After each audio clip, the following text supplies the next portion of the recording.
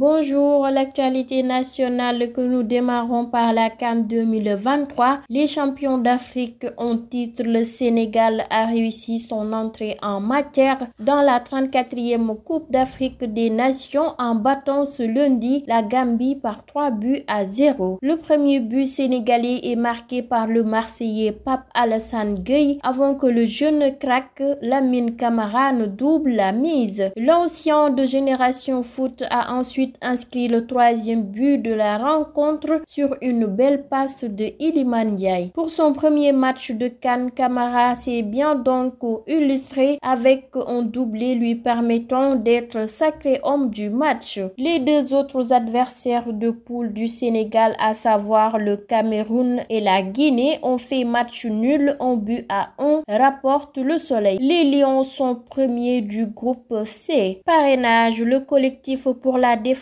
de l'inclusivité électorale et la démocratie, composé de 41 candidats recalés lors des parrainages, ont été reçus ce lundi par une délégation de l'Union européenne. Ils ont exposé plusieurs griefs contre le régime en place et le Conseil constitutionnel sur le système de parrainage. Dans un communiqué parvenu à Sénégal, ils annoncent des plaintes contre l'informaticien du Conseil constitutionnel.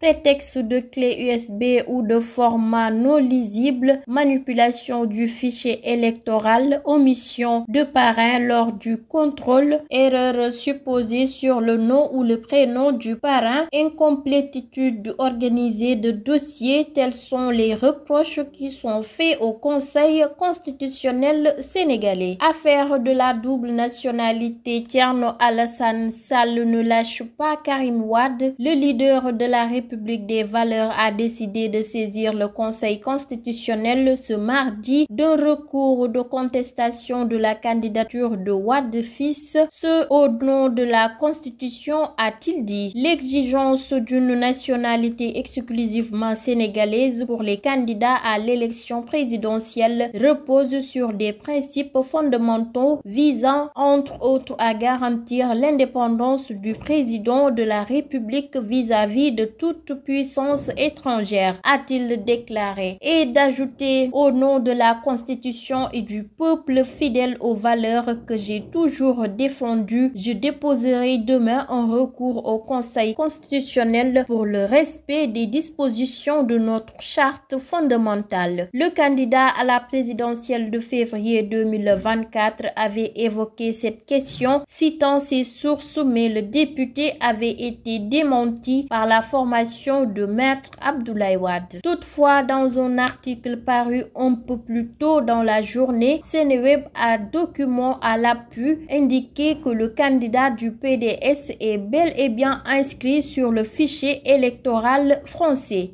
Le président Macky Sall a adressé ses félicitations à l'équipe nationale du Sénégal, victorieuse lundi de celle de la Gambie 3-0, évoquant une belle et triomphale entrée en matière en Coupe d'Afrique des Nations. Félicitations à nos Lions pour cette belle et triomphale entrée en matière dans cette Coupe d'Afrique des Nations. Votre engagement et dévouement font vibrer le Sénégal. Nos prières vous accompagne pour le reste de la compétition, a-t-il notamment écrit sur le réseau social Twitter visité par l'APS. Le Sénégal, vainqueur de 3-0 de la Gambie lundi à Yamoussoukro, a fait une entrée réussie à la CAN dont la 34e édition se déroule en Côte d'Ivoire du 13 janvier au 11 février prochain. L'actualité nationale que nous terminons à Ziguinchor.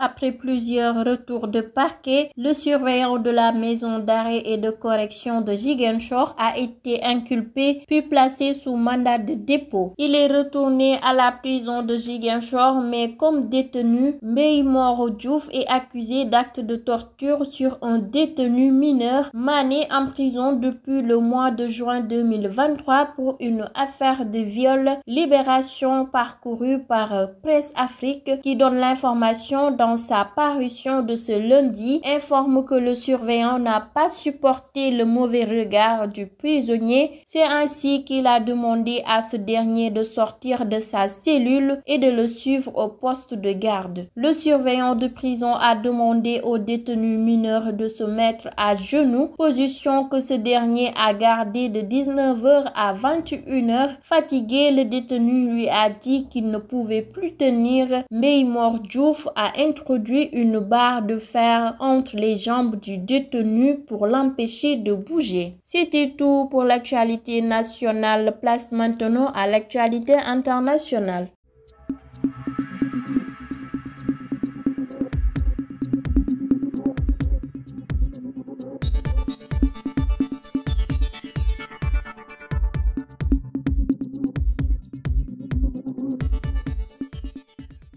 L'actualité internationale que nous démarrons en Ouganda, les représentants de 120 pays sont réunis jusqu'au 20 janvier en Ouganda pour le 19e sommet du mouvement des non-alignés qui continue à revendiquer leur indépendance ainsi que leur solidarité vis-à-vis des crises internationales dont la dernière en date est la guerre à Gaza, renseigne RFI. Au Burkina Faso, l'ex-chef d'état-major de la gendarmerie nationale, le lieutenant-colonel Evrard Somda a été interpellé. Selon des témoins, l'ex-patron de la gendarmerie a été arrêté à son domicile le dimanche 14 janvier par des hommes armés. Pour le moment, aucune communication officielle sur cette arrestation ni sur ses raisons, informe RFI. L'actualité internationale que nous terminons aux Comores, les nombreux dysfonctionnements dans l'organisation du vote dimanche 14 janvier et les accusations de fraude massive portées par les 5 candidats d'opposition au président sortant, Azali Assoumani, avaient laissé craindre de possibles débordements. Malgré quelques incidents, la situation est demeurée plutôt paisible ce lundi 15 janvier, informe RFI. C'était tout pour l'actualité internationale. Place maintenant à l'actualité sportive.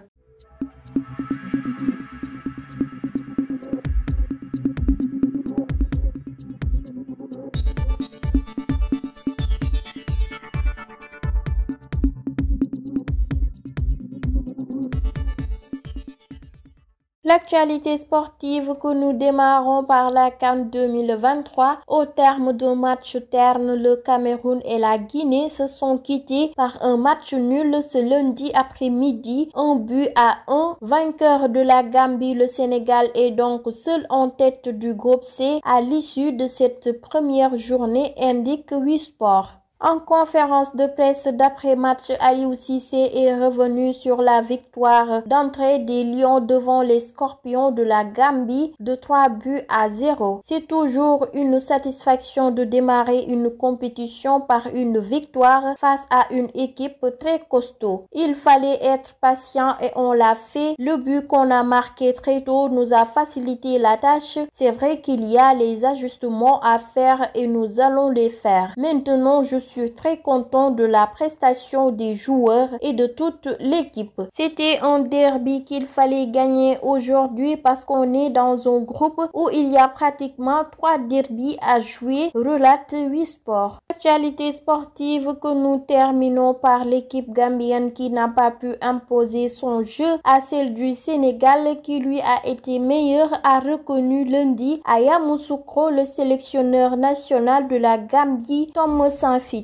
Le Sénégal nous a forcé à jouer la défense. En première période, nous avions le ballon, mais notre plan de jeu n'a pas fonctionné. Ce n'est pas parce que nous ne voulions pas, c'est parce que nous ne pouvions pas. Le Sénégal était le meilleur, a réagi Saintfiet, rapporte l'APS. C'était tout pour l'actualité sportive. Merci de suivre sur Sunugal ca Kanam. Je vous donne rendez-vous demain pour d'autres informations, mais d'ici là, prenez bien soin de vous.